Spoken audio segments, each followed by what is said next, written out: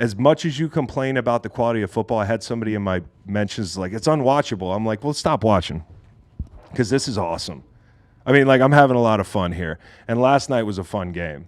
Okay, even if you're a Bills fan, it was an informative game. It really was. I mean, like, the first play of the game, to me, defines the entire game. The first play of the game, okay? Like, the blocks, you know, that was a wham block. What'd you say? It was like the wham block. Wham trap. Wham trap block. Ear hold on Oliver. And Derrick Henry to the house. He's the biggest human being on the field. He might be bigger than any of the fucking D linemen for Buffalo. Yeah. Seriously. Look at him. Stand him next to Smoot. Yep. Who they're playing as a heavy end in that game in a lot of spots. He's bigger than Ed Oliver. He's definitely bigger than those little guys on the Buffalo defense. And when he crossed the 40-yard line, nobody gained a step. I was thinking this morning, it reminded me of when that guy got a hold of that tank in San Diego and there were all those little cop cars chasing him and they just like couldn't stop him. This is if the tank could go 100 miles an hour. I mean, it was unbelievable. It's on there it is, back in San Diego.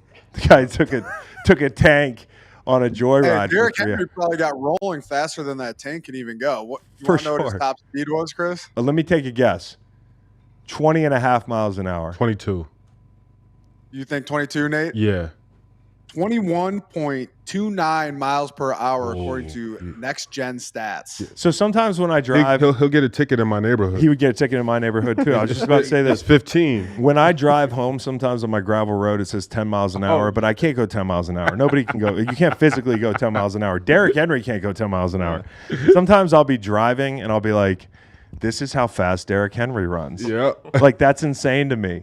And just listen, the commitment to the run game, we said this coming in, like they were going to get big and challenge you to load the box. And if you load the box, they were going to drop it behind your linebackers. And that's what it was the whole game. Like, it honestly was a game where big guys got out in space. Mark Andrews, who has caught like 3 balls on the year. I'm exaggerating, but it's like he's disappeared in the passing game. What a team guy. You know, he comes out, he buries who did he bury in the red zone? He buried Cam Lewis in the red zone. He led Lamar to that rushing touchdown. Makari in space. By the way, Makari playing guard, Rosengard at right tackle. It's like my Christmas wish list was answered in one damn night. And what I like about Rosengard is his length makes him a factor in the run game. Mm-hmm. It's not just like you can look at the one guy, Makari, and say, well, he's a road grader and this guy's not. This guy's got good length and he's interested in blocking. So play action pass, you know, the out leveraging of Buffalo's defense the entire night, whether it was out leveraging them vertically, you know, sucking the linebackers up. I would give you time to say whatever you're going to say. And then it's also like the mesh, holding the mesh, you know, getting leverage on the outside. The linebackers are just not that good right now. Mm-hmm. You know, you saw Dorian Williams. He tagged Justice Hill in the red zone. You know, it was like tag. They're so outmatched at the second level of defense right now, playing that team, you know, and up front, that this is just you had to play better offensively to keep up. And so even the pump draws had the guys running backwards, sideways, and then here comes the draw. So it was a masterful game plan. Lamar played great. He made really good throws. This is why, and I'll open it up here, guys. This is why I said to Rich Eisen last week. I said it to Rich Eisen. He's like, come on the show Tuesday. And he's my boy. I love Rich. I'm going on a show again tomorrow.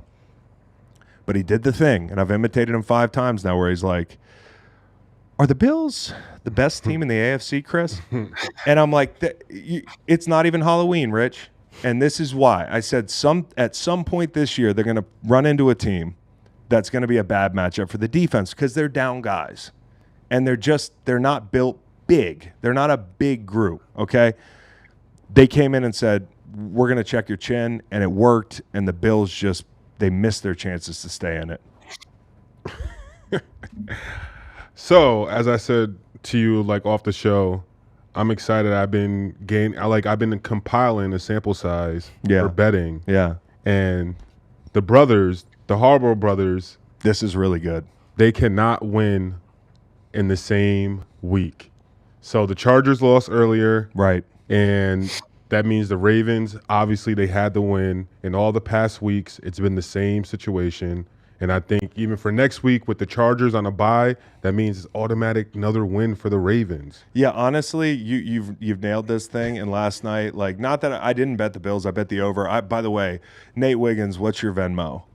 Because if you catch that pick six at the end of the game, I'm a lot happier today. But I wasn't on the Bills. I just, I wanted to see a good game, and I had it like, in Dumb and Dumber, when he puts X-Lax in there and he's got the picture of Lloyd laughing at him in his head. Like, that's how I had you laughing at me last night in my head, because the Harbaugh thing is true, dude. It's fucking true. You called it, and they can't win at the same time. The football guys won't allow it to happen. But more than anything, Bo, tell me what you think about this.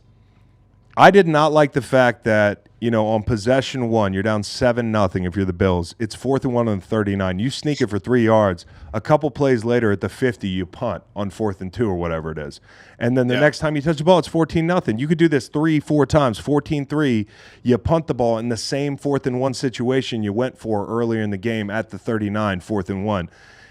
To me, if Sean McDermott was an offensive coach, and I think he's done a great job, I don't think he has so much faith in his defense there. I think there's a little bit of like, these are my guys, we'll figure it out. Where if I were an offensive coach, I would have said, hey, it's pretty apparent to me that Derrick Henry is going to run for 2 miles today, and we're not going to get the ball back if we punt. So maybe we should fucking take chances. And I know the fuck counter is going up and up. Mm-hmm. Yeah, it's 6 or 7. No, but I agree. It is what it is. I think you're already kind of pot committed once you go for it in that first 4th down situation. Just go for it again. The way the game started for the Ravens offensively, you're kind of behind the 8 ball already. That's right. The Bills aren't built to win from behind. Like, they're going to have to play like 12 personnel. They're going to have to run the ball. You know what I mean? Like, they're not going to win if they have to throw the ball 50 times a game because they're coming from behind. So I'm with you on that one. I really think you should have gone for it too. It's like, plus it just kind of sets the tone for your team. Like, it's going to be one of those games. Like, we're going to have to convert these 4th downs. Like, we're going to have to do what we have to do to win this game. So yeah, I agree with you. And it was evident from the beginning that you wonder what kind of game plan the Ravens would come in with. And I think that the key was they said, hey, we're going to stay in dime.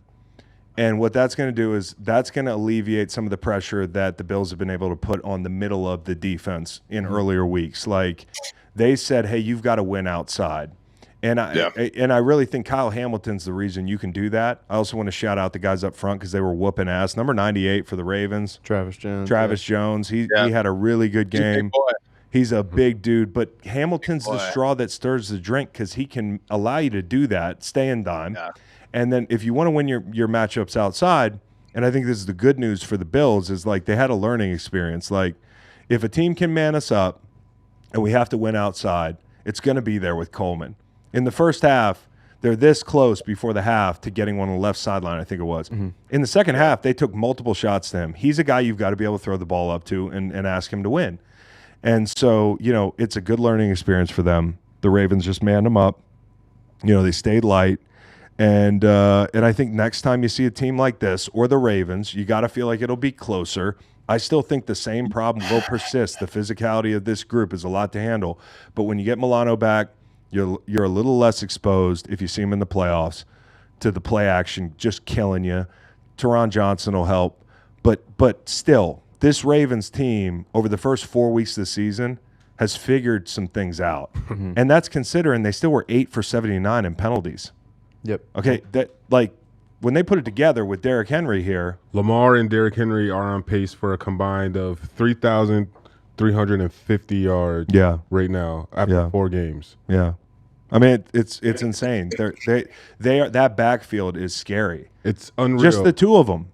And then you put Justice Hill in there and pick your matchup. It's like there were so many moments where you could see the Bills just being like, fuck it, we got to put 8-9 guys in the box. And they were like, okay, we got something for that too.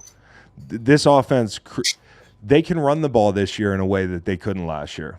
Okay, and that was the design of bringing Henry in. And I wondered, but my thing, formationally, how are they going to do things? You made a point coming in. Sorry, Nate, but like at the home and out of pistol, they ran roughshod over them. So yeah, it was like that's what we talked about. 22 carries for 192 yards. Yeah, 3 of them explosives and a TD for Henry. Yeah, you can work around the gun preference.